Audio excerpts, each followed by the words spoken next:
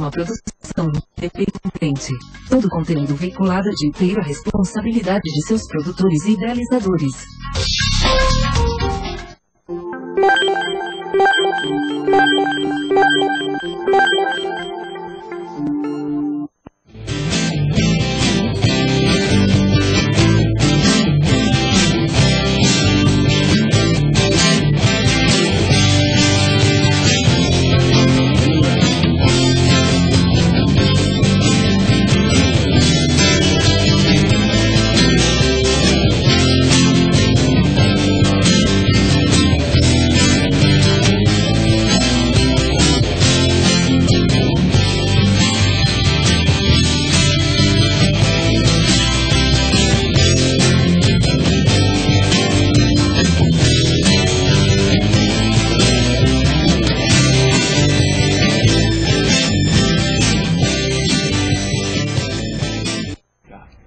Boa noite, está começando agora mais um programa Jornalismo e Cidadania, transmitido ao vivo aqui pela sua AltV. Hoje é quinta-feira, dia 26 de abril, e eu sou João Gabriel, aqui do meu lado estão alguns dos meus colegas de equipe, Denilson Peroso. Boa noite, Denilson. Boa noite, João. Boa noite a todos os amigos da mesa, Maurício, jornalistas, Marcelo, nosso convidado, Dr. Leonardo Carlos. É uma satisfação estar aqui, mais uma semana com a graça de Deus. Maurício Sabará, boa noite, Maurício. Boa noite a todos. Feliz o último programa de abril e que venham os próximos meses. E Marcelo Damasceno. Boa noite, amigos. Boa noite, internautas. É um prazer mais uma vez estar aqui com vocês. E já aviso que o chat está bombando hoje. Tá certo. No programa de hoje nós vamos ter uma entrevista com o Dr. Leonardo Carlos. Uma matéria sobre grafite na Zona Leste de São Paulo, grandes momentos do futebol brasileiro relembrados pelo ex-jogador Cabeção. Cabeção, foi goleiro do Corinthians e da Portuguesa Santista. E as notícias da semana agora com Denilson Peroso. Vai, Denilson. É isso aí, pessoal. Vamos repercutir um pouquinho algumas reportagens, algumas matérias que bombaram na semana. Uma delas é com relação à popularidade da Dilma. Pessoal, Gabriel, Marcelo, amigos, apesar de tudo, escândalos um atrás do outro, a popularidade da Dilma, cada dia que passa, cresce mais. Ela está sempre blindada, ela tem seus méritos, a equipe que a cerca também é competente. Apesar de tudo que acontece, as coisas ruins do governo não ficam associadas à imagem da Dilma. Isso é um tema bacana para se falar mais durante o programa. Um outro assunto legal também, na verdade, é um toque que o nosso querido Marcelo Simões disse. Faltam 4 dias para se encerrar o prazo para a declaração de imposto de renda. E cerca de 8 milhões de pessoas ainda não declararam. Uma outra informação que é triste para a nossa classe e para a democracia, nessa semana um jornalista chamado Décio Sá, jornalista e blogueiro no estado do Maranhão, foi assassinado covardemente. Esse jornalista, caro amigo, ele era um blogueiro, né? O blog dele era um dos blogs mais acessados do estado. E ele falava sobre o submundo da política e fazia muitas denúncias. Então a polícia acredita que o seu assassinato tem a ver com essas questões que ele abordava no blog. Uma outra questão interessante, o STF julgou hoje a constitucionalidade das cotas raciais nas universidades. De acordo com o que o nosso amigo Marcelo Simões acabou de dizer, foram todos votos a favor da constitucionalidade. É isso, Marcelo? Isso mesmo, Denilson. Todos os ministros do Supremo Tribunal Federal foram favoráveis às cotas raciais nas universidades. Toda a discussão começou com a Universidade Federal de Brasília, né? E foi autorizada, a discussão foi geral. Por mais que tenha sido Brasília, ela se estende a todo o país e as cotas elas foram aprovadas, sim, e é constitucional. E segundo o voto do presidente, o Carlos Aires Brito, ele relatou o seguinte, durante seu voto, que os erros de uma geração podem ser revistos pela geração seguinte. E isso foi feito hoje, segundo o próprio ministro. Ele acabou, pelos votos lá, eles acabaram revendo um erro, segundo ele, cometido em gerações passadas. Enfim, é um outro tema bastante interessante, que precisaremos de muito mais espaço, quem sabe um outro programa só debater isso, não é verdade?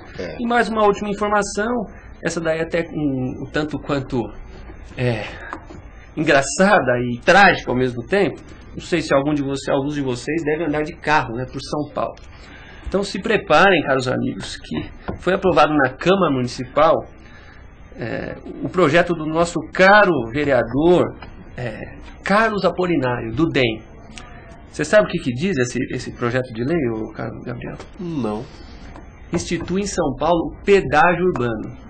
Caros amigos, é claro que esse projeto vai ter que tramitar em algumas... ele vai ter um trâmite normal dentro da Câmara Municipal para depois chegar à sanção do prefeito. Mas funcionaria da seguinte forma: todas as vezes que o cidadão entrasse com o seu carro no centro expandido de São Paulo, que é onde existe o famoso rodízio de veículos, você teria que pagar um valor de R$4.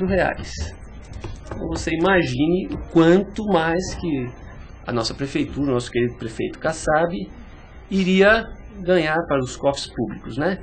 Eu não tenho dúvida nenhuma que esse projeto vai passar em todas as instâncias e o Kassab vai sancionar, a não ser que haja pressão popular. Então, agora depende da população.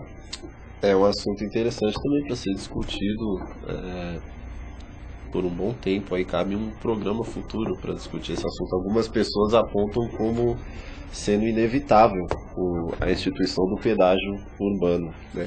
Sim. Até porque São Paulo não comporta mais uma frota de carros do tamanho que tem, são 6 ou 7 milhões de carros, se eu não me engano, uma frota superior à de toda a Argentina. Então, é um tema complicado e polêmico, né? E agora nós vamos ao nosso momento esportivo. Temos uma matéria aqui do nosso colega Maurício Sabará, que entrevistou o ex-goleiro Cabeção. Roda a matéria. Cabeção, a gente estava conversando agora há pouco a respeito de um jogador conhecido como Pelé. O Pelé, você tomou muitos gols dele, mas você acabou de me contar que já defendeu pênaltis do Pelé. Foi. O Pelé começou e eu ainda estava jogando. Ele estava. Esse ano eu estava no fim de carreira. E num jogo, eu estava jogando na Portuguesa Santista. Na Portuguesa? Um jogo Portuguesa Santista e Santos lá na Vila Belmiro. Teve 2 penalidades. Nós tomamos uns 3, 4 gols, mas as 2 penalidades eu peguei. Então, alguma coisa do Pelé. Defendeu 2 pênaltis do Pelé? 2 pênaltis do Pelé. Que bacana, hein? Bom, e você tem algumas fotos interessantes aqui, né, Cabeção? Eu estou vendo aqui. Tem a do Campeonato Paulista de 1951. Deixa eu ver se eu sei o time, Cabeção. Vou tentar falar o time.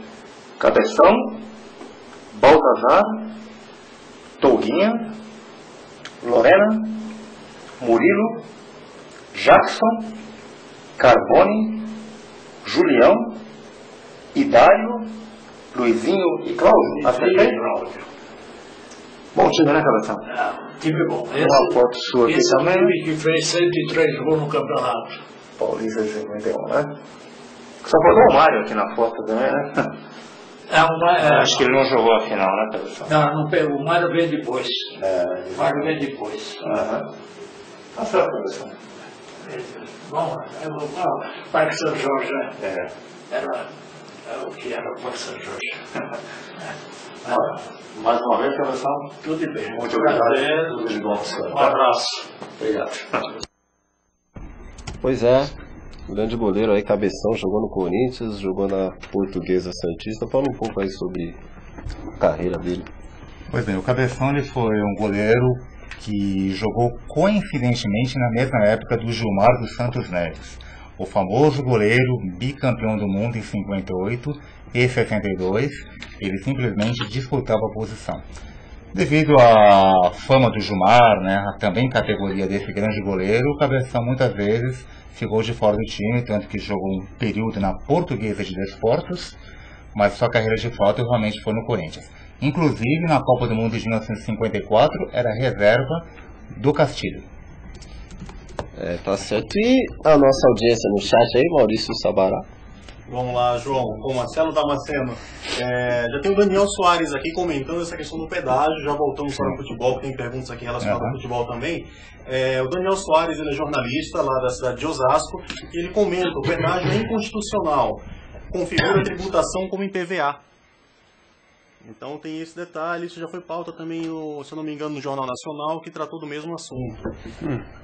Tem outro, o Rodrigo, ele não fala que a cidade que ele mora. Eu acho que estão querendo implantar o pedágio urbano para resolver o problema do engarrafamento.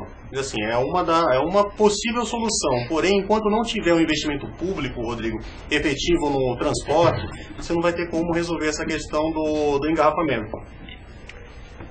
Tem aqui também, voltando agora a questão do futebol, Sabará, a matéria com o goleiro Cabeção, já tem uma repercussão aqui. O Luiz, da Zona Sul de São Paulo, comenta que já assistiu jogos, ele tem 70 anos e chegou a ver jogos pela Portuguesa Santista do Cabeção. Legal. O Luiz, coincidentemente, tem quase a mesma idade do meu pai, que viu muito o Cabeção jogar, né?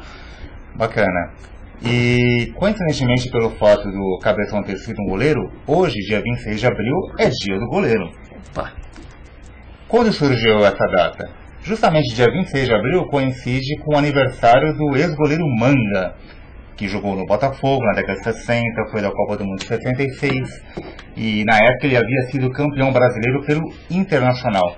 Então nada mais justo que fazer essa homenagem a esse também grande goleiro que foi o Manga. Pois é, Maurício Sabará. Eu chamei o Marcelo Damasceno de Maurício Sabará de novo hoje. Acontece. Programa ao vivo. Sempre aquela desculpa. Não, o programa é ao vivo. Campeonato Paulista, Ponte Preta e Guarani. O Guarani eu esperava que se classificasse, mas eu não esperava que a Ponte Preta passasse pelo Corinthians. Aliás, tenho que dizer com grande pesar, por causa do goleiro do Corinthians. Bom, eu acho que essa semifinal entre Guarani e Ponte Preta, muitos esperavam um derby, né? Corinthians e Palmeiras, mas aconteceu um outro derby, justamente um derby campineiro, né? Uma semifinal interessante, eu achei bacana esses dois times, relembrando os clássicos do final dos anos 70, né? Que Campinas era considerada a capital brasileira do futebol, pois eram dois grandes esquadrões. Ponte Preta vice-campeão em 77, 79 paulista e Guarani campeão brasileiro em 78. Vou fazer uma pergunta direta, sem medo de parecer desrespeito nem nada. Você acha que é um jogo de cartas marcadas o campeão sair da semifinal entre São Paulo e Santos? Olha, eu acho que se a final for São Paulo contra algum time de Campinas, desculpe os São Paulinos, eu acredito